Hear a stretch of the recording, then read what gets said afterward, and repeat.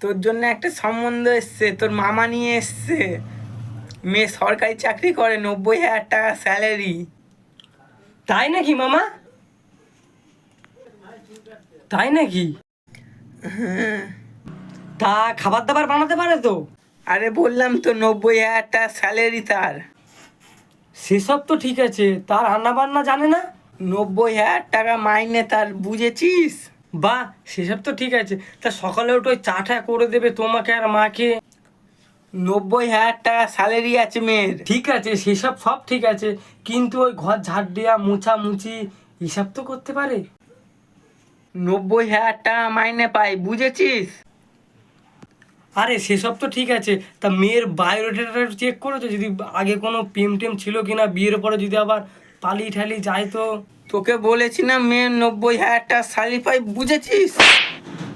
তোর মাকে আমি লাস্ট 2002 সালে দেখেছিলাম, তারপর থেকে আর দেখিনি। আবার তুই অশান্তির কথা বলছিস।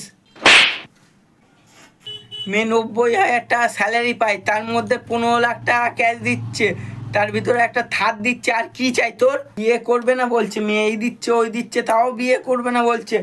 তুই যা গিয়ে বলে দে ছেলে বিয়ে করবে না, তা কি ওর বাপ করবে?